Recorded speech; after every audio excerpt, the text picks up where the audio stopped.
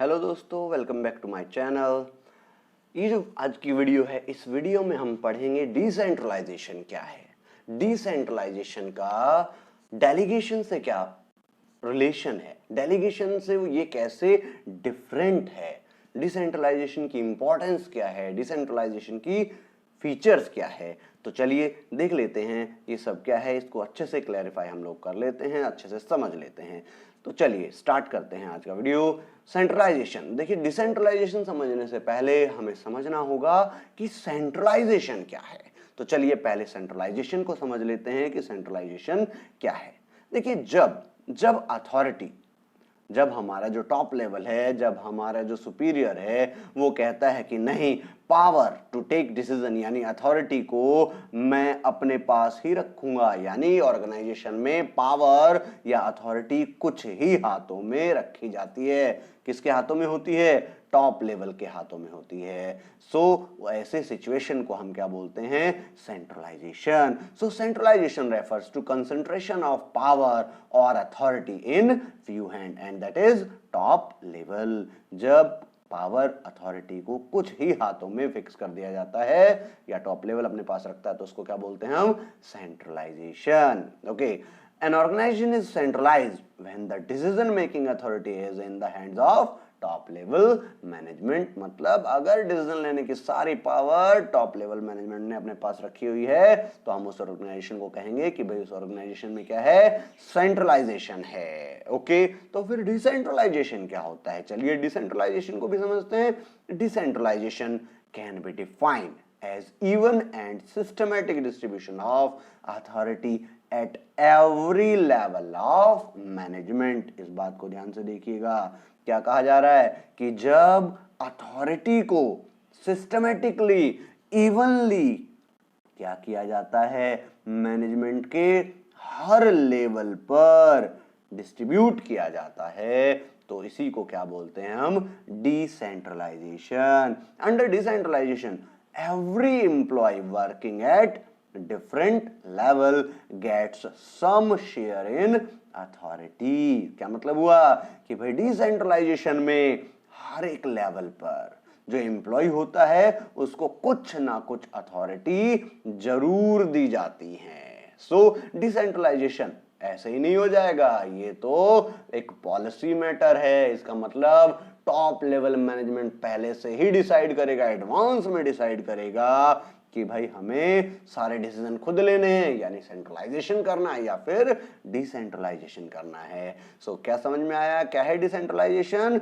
जब क्या किया जाएगा? जब अथॉरिटी को सिस्टमेटिकली, इवनली डिस्ट्रीब्यूट किया जाएगा at every level of management, so it is called decentralization. देखिए सेंट्रलाइजेशन में क्या है? पावर सिर्फ टॉप लेवल के पास है, और डिसेंट्रलाइजेशन में क्या है? पावर का डिस्ट्रीब्यूशन, अथॉरिटी का डिस्ट्रीब्यूशन हर लेवल पर कर दिया जाता है। और डिसेंट्रलाइजेशन होगा ऑर्गेनाइजेशन में या फिर सेंट्रलाइजेशन, ये एक पॉलिसी मैटर होता है जो कि ऑर्गेनाइजेशन पहले से ही डिसाइड करती है। तो अगर पावर टॉप लेवल के पास ही रहेगी तो सेंट्रलाइजेशन है, अगर पावर अथॉरिटी को हम क्या करते हैं? ट्रांसफर करते हैं हर लेवल पर, मैनेजमेंट के हर लेवल पर, तो इसको क्या बोलेंगे?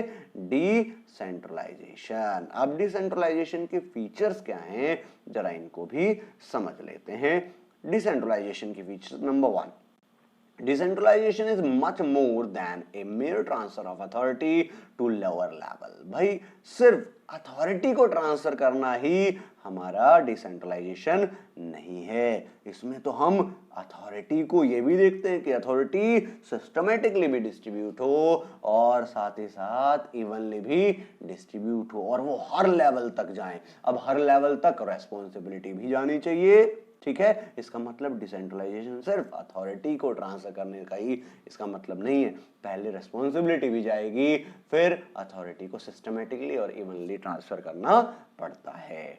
Okay, next point is it implies selective dispersal of authority. क्या हम सारी अथॉरिटी ट्रांसफर कर देंगे हर लेवल पर? नहीं, हम कुछ सेलेक्टिव अथॉरिटी को ही डिस्पर्स करते हैं, यानी सारी अथॉरिटी को हम लोअर लेवल तक ट्रांसफर नहीं कर देते।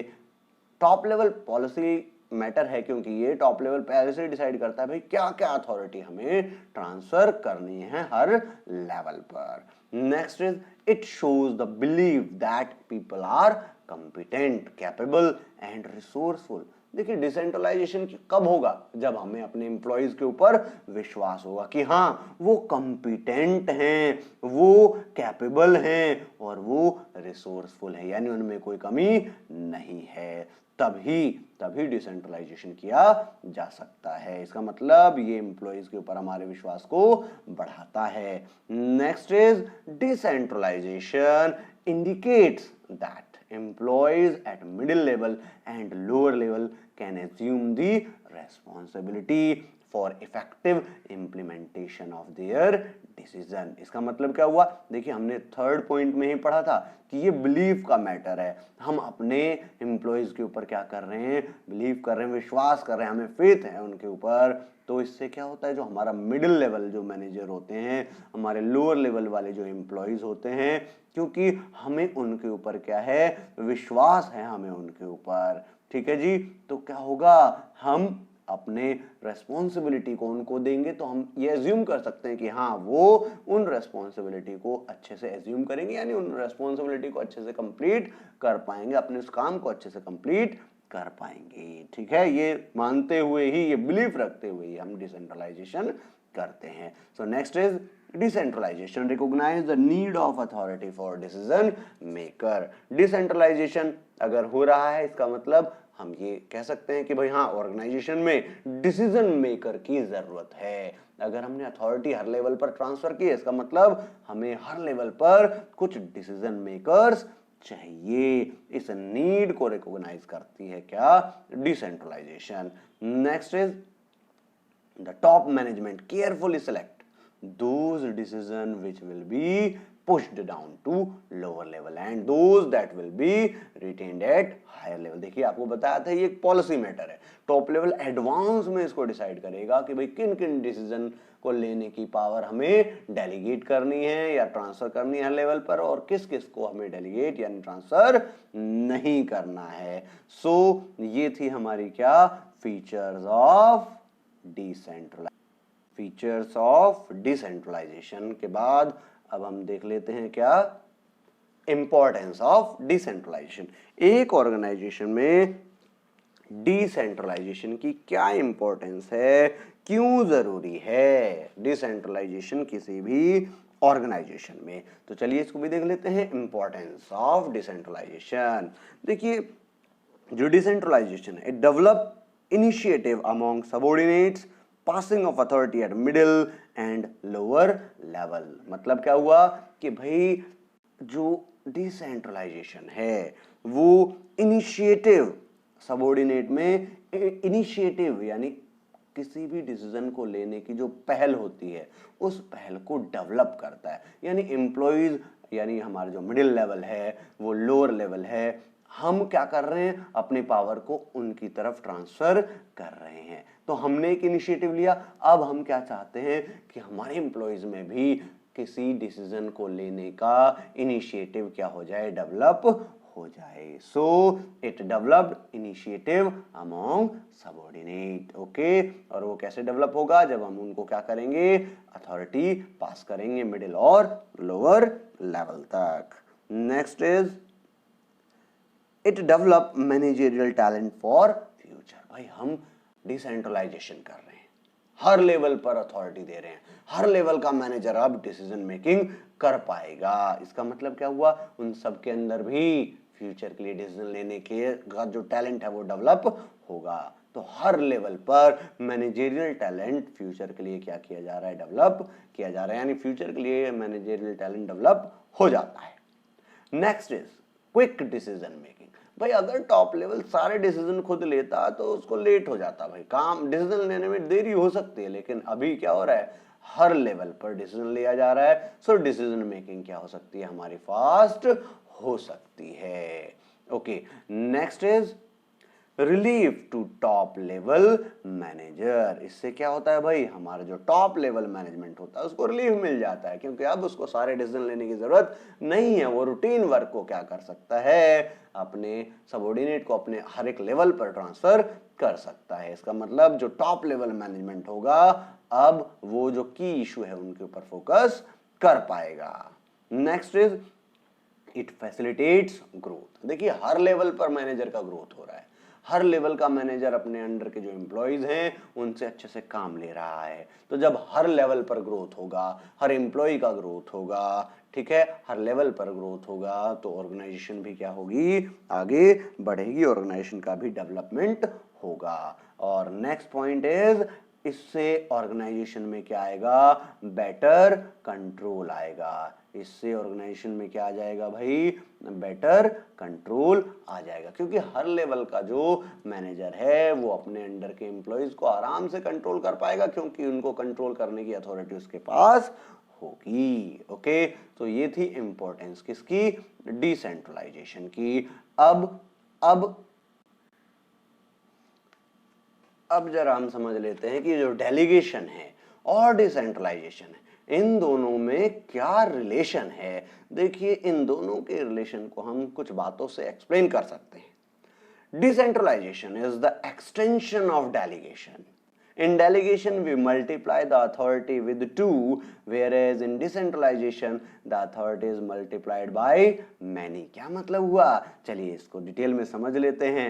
भाई डिसेंट्रलाइजेशन क्या है, डेलीगेशन का एक्सटेंशन। क्या है डिसेंट्रलाइजेशन, डेलीगेशन का एक्सटेंशन। मतलब देखिए डेलीगेशन में तो क्या होता है, अथॉरिटी दो लोगों के बीच में, यानी सुपीरियर अपने सबऑर्डिनेट को कुछ पावर, कुछ अथॉरिटी क्या करता है, डेलीगेट करता है। तो वहां सिर्फ दो लोगों की जरूरत होती है।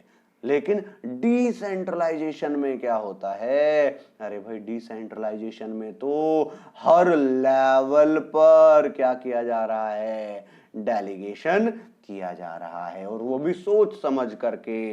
यानी डिसेंट्रलाइजेशन में अथॉरिटी का जो डेलीगेशन होता है वो बहुत लोगों के बीच में होता है, हर लेवल पर होता है। सो देखिए बेसिकली है क्या, जब हम क्या कर देते हैं, जब हम डेलीगेशन को बहुत ज्यादा बढ़ा देंगे, उसका एक्सटेंशन कर देंगे, तो वही क्या बन जाएगा, हर लेवल पर जब डेलीगेशन का एक्सटेंशन कर दिया जाएगा तो वही क्या बन जाता है, आपका डिसेंट्रलाइजेशन। सो ये रिलेशन हुआ इन दोनों के बीच में। नेक्स्ट देख लेते हैं, delegation is necessary in every organization. देखिए डेलीगेशन तो जरूरी है, हर कोई बंदा सारे काम नहीं कर सकता, इसलिए डेलीगेशन ऑफ अथॉरिटी मस्ट है, बट डिसेंट्रलाइजेशन मस्ट नहीं है। क्यों, क्योंकि भाई ये तो ऑप्शनल है, ये तो टॉप लेवल को डिसाइड करना पड़ेगा कि वो सेंट्रलाइज रखना चाहते हैं सारे डिसीजन या फिर डिसेंट्रलाइजेशन करना चाहते हैं। सो डिसेंट्रलाइजेशन होना या ना होना ऑर्गेनाइजेशन में ये एक ऑप्शनल है, ये एक ऑप्शन होता है टॉप मैनेजमेंट के पास, बट डेलीगेशन हमें करना ही पड़ता है, सो दैट हम अपनी रेस्पॉन्सिबिलिटी को, अपने ऑब्लिगेशन को, अपनी अकाउंटेबिलिटी को सही से फुलफिल कर सके। सो ये मस्ट है, बट डिसेंट्रलाइजेशन जो है वो कैसा होता है, ऑप्शनल होता है। होप आपको ये सब चीजें समझ में आ गई होंगी। अगर आपको समझ में आई हैं तो वीडियो को लाइक एंड सब्सक्राइब करना ना भूलें। Thank you.